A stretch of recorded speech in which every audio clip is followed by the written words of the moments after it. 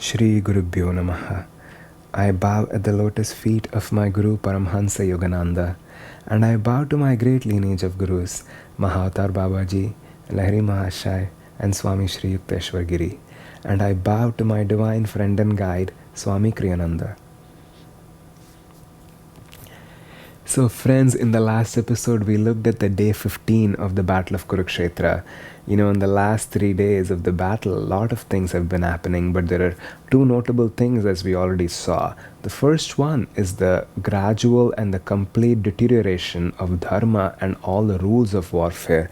It all started even in the beginning of the war, but in day 13 it reached a high point when Abhimanyu is unfairly treated by the Kauravas, and they all gang up on him and he's killed, breaking all rules of warfare. And on day 14, Arjuna, with the help of Krishna, by a lot of trick, he's able to take the life of Jayadratha. And not only that, on day 14 the war proceeds even past sunset, and Ghatotkacha attacks the Kauravas during the night when they're sleeping. So these forms and structures are falling apart. Symbolically, if you look at it, these last 3 days of the battle, this last section of the Mahabharata itself, in that multi-million lifetimes of the very, very long incarnational cycle that all of us go through before final liberation, these last 3 or 4 days of the battle represent the home stretch. You could think of it as the last few seconds of that incarnational clock. And as we are that close to final liberation and final victory, a lot of the old forms and rules and structures are falling apart. They don't hold significance anymore. We are so close to victory. The Pandavas are so close to getting the throne back. So by hook or crook, they are going to get there, and that's all that matters in the end. And the other important thing that we also notice is how Krishna is helping them. Krishna, who's the symbol for the divine incarnate, he is God, he is the Guru, he's always standing by Arjuna. We are seeing how that choice Arjuna made when he was given that option, whether to choose Krishna or everything else on the material plane. And at that point, when he chose Krishna, that is when he decided who's going to win in the battle of Kurukshetra. Because once God is on your side, victory is on your side. And dharma is only that which takes you to final victory. That is one of the biggest lessons of the story of the Mahabharata. Oftentimes people get really upset with Krishna. I mean, when I say people, I mean readers and people who are looking at the story of the Mahabharata on the literal level. They get upset with Krishna as a character because they say, this man is using tricks. He's being unfair to the Kaurava army, and he's playing all these games in order to let the Pandavas win in the war. Yes, that is true on a literal level because that's what the story looks like. But in essence, without the grace of God, it is impossible for us to get the spiritual victories that we actually need in our own lives. So Krishna is standing by Arjuna and taking him to that final goal, whether by hook or crook, is really the story of our own lives. Because without those miracles, without the grace of God coming to help us, without God rescuing us from situations, and without God and Guru standing by us in all these tricky places in our own incarnation, it would be impossible for us to win this battle. And that's why Krishna is always standing by Arjuna. And whether or not the story literally looks like it's a fair game, the moral of the story is simply that the final goal is ego transcendence, and everything that is going to take you there is fair game. And that's really what Krishna is showing all of us. Now, as we saw on the day 15 of the battle, Krishna makes Yudhishthira even lie almost. Technically, he did not lie because he does say that phrase, perhaps the elephant or perhaps the man. But also, in intention, he did want to miscommunicate, and he wanted to create this impression as though Ashwatthama was dead. And because of that, Drona puts down his bow and arrow, and he's completely disheartened and lets Drishtadyumna take away his life. So with that, Drona is now out of the battlefield, and we enter day 16 of the battlefield when the next in line to be the commander-in-chief of the Kaurava army is Karna. Bhishma has already fallen down, and now with Drona also falling down, Karna takes charge of the army. And Karna, obviously, he is a great warrior, and with everything that has been happening in the last 2 or 3 days of the war, he proceeds to the battlefield with so much rage and passion to take down the Pandavas. And not only that, if you remember, as we already saw before the beginning of the war, Kunti had asked Karna for a boon. She had asked Karna not to attack her sons, and Karna simply promises that he will not attack four of the Pandava brothers, but Arjuna he cannot spare. So essentially, he tells Kunti, at the end of the war, you will have 5 sons. You will have the 4 Pandava brothers except Arjuna and me, or you will have your 5 Pandava brothers, and I will not be dead. You can take it for granted that only I or Arjuna will survive at the end of this war. And Karna, when he says that, he knows that is the truth. Both he and Arjuna cannot, emerge out of the war alive. So Karna immediately goes to attack Arjuna on day 16 of the battle, because he knows if there is any hope for victory for the Kauravas at this point, it can only come from taking down Arjuna. Because if Arjuna is dead, the linchpin, the core force that is holding the Pandava army will be dead, and then the Kauravas could have a chance of winning. So he goes straight to Arjuna and tries to attack him. The other thing that happens on day 16 of the war is Bhima, if you remember, he had taken this vow at the end of the game of dice, when ultimately the Pandava brothers were all freed and they were no longer enslaved by the Kauravas. Bhima takes a vow to kill all the Kaurava brothers. And there are these graphic descriptions of how he's going to kill Dusshasana and Duryodhana. So now that we're reaching the end of the war, Bhima attacks all the Kaurava brothers, but especially Dusshasana and Duryodhana. And on day 16, he's able to take down Dusshasana. He pushes Dusshasana off his chariot, and at that point, Dusshasana and Bhima duel with their bare hands, not even with weapons. Bhima represents the heart energy. He represents that infinite source of vitality and prana. That's why he's this huge person himself, but also one of the strongest people on this whole planet. So he channels all this power of the wind, of the prana, and of that heart energy in attacking Dusshasana, who's a symbol for anger. And ultimately, he's able to kill Dusshasana. And the way the story is told, he tears open the chest of Dusshasana with his own bare hands and, takes blood out of his heart and takes it as a gift to Draupadi. Now, if you remember again, at the end of the game of dice, Draupadi takes a vow. She says she takes many vows, but one of them is that she's going to let her hair loose. She's never going to tie her hair until she's able to wash her hair with the blood from Dusshasana's chest. So now Bhima is helping Draupadi fulfill that promise. Now, Draupadi, as we know, is a symbol for the Kundalini energy. And in India, women always tie their hair or braid their hair, which is a symbol of civility, of belonging to a family and of living within the norms. So Draupadi letting her hair loose is symbolic of that unbridled energy, of that energy that is rising, the Kundalini energy that has been awakened, and that's not going to stop until all the obstacles that are standing on its way are completely destroyed, and she can claim her true place, which is union with spirit. So Draupadi's flowing hair is symbolic of that unbridled Kundalini energy. And the scene looks gory, especially if you have seen televised versions of the Mahabharata or in movies. Bhima walking into Draupadi's chamber with blood in his bare hands, and Draupadi is just gloating in mirth, receiving that blood and just smearing it all over her hair and tying her hair. It looks, almost gory and violent.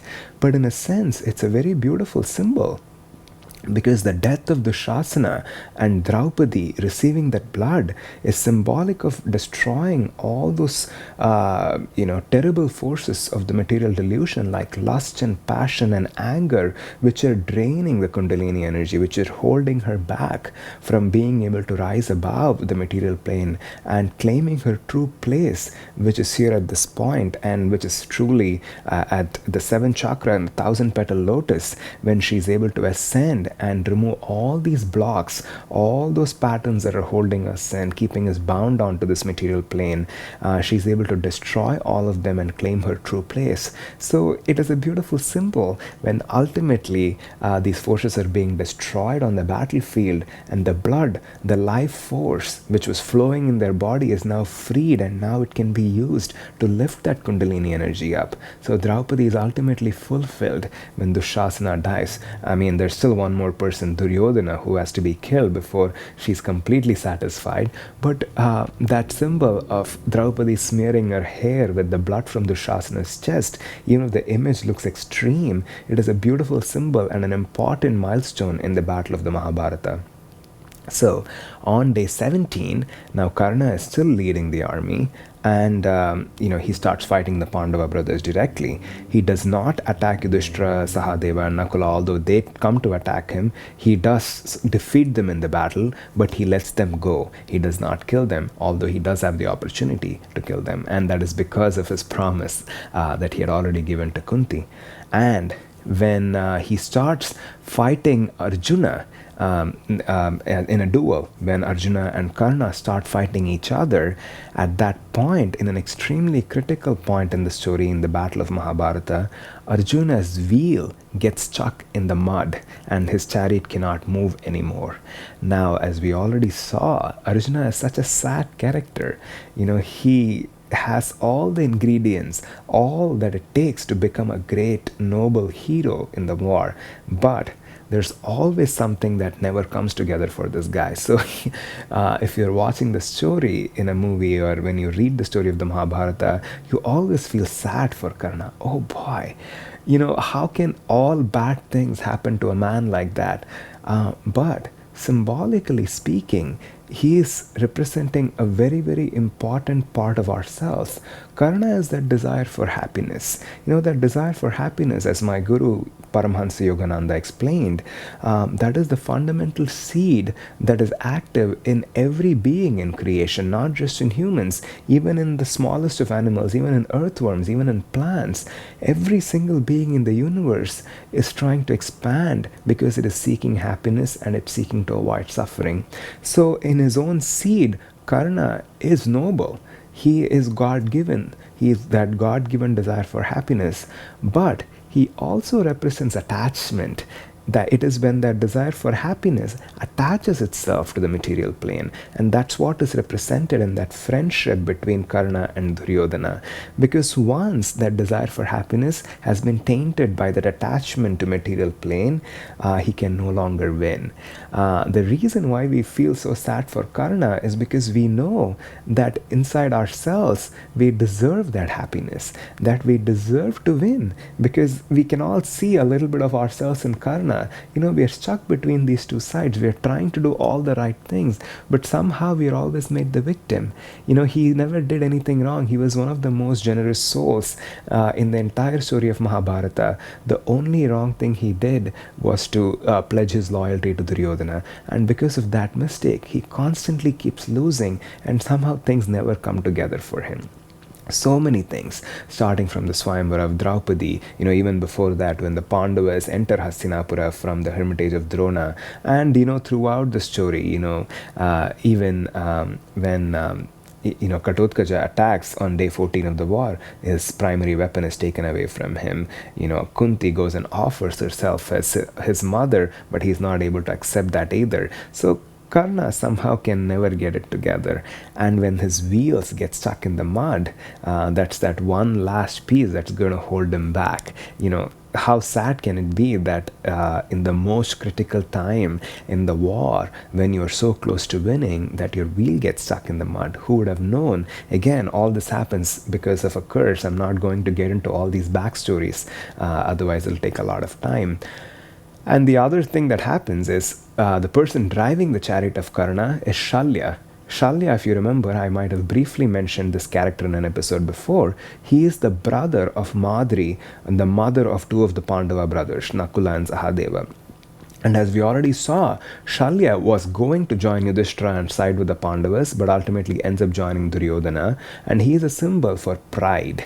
So ultimately, it's not surprising that he joined the Kaurava army and is fighting for Duryodhana. But he ends up becoming the charioteer for Karna. And when this happens, when the chariot gets stuck in the mud, Karna and Shalya don't get along. They're constantly arguing with each other because Karna himself is a symbol for generosity. He's not living for himself.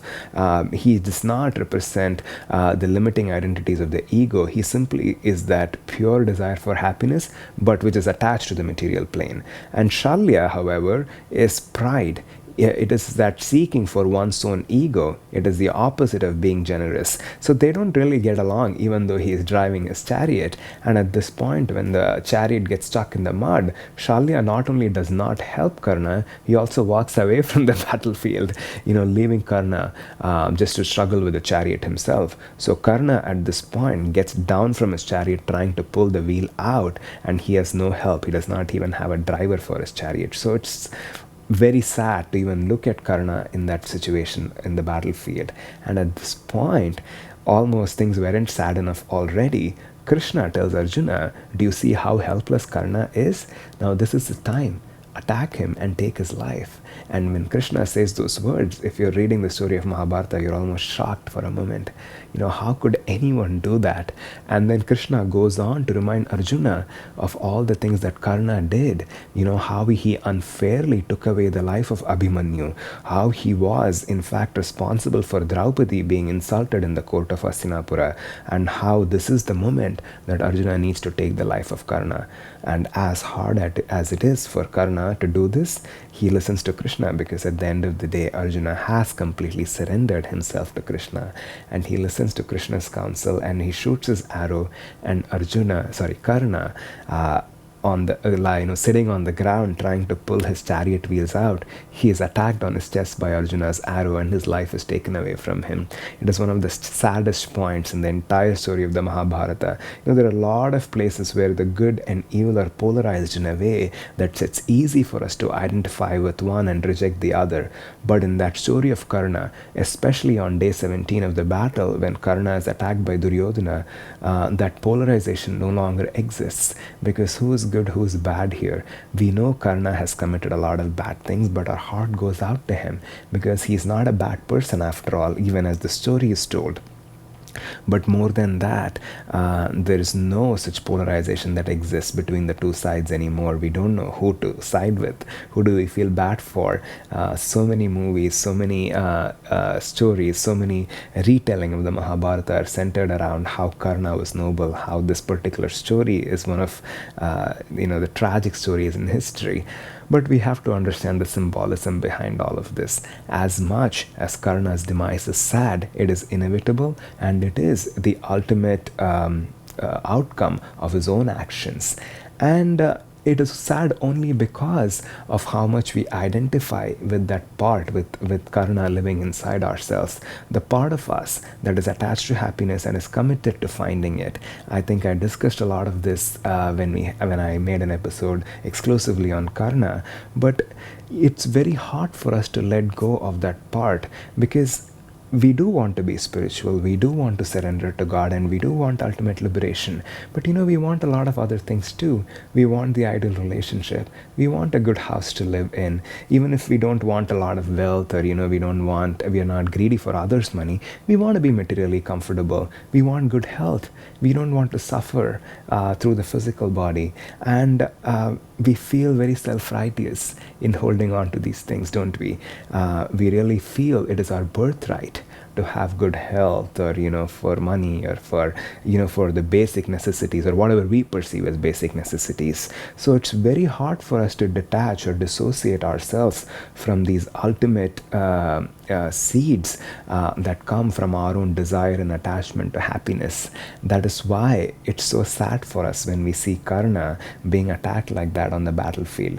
But at the end of the day, it all comes down to the fact that when you're seeking God, everything just falls into place. To be finally free, to be ultimately liberated from everything that is holding us back, we have to give even those desires that we feel are completely righteous back to God. And when we do that, we are protected. We are given everything we need and much, much more.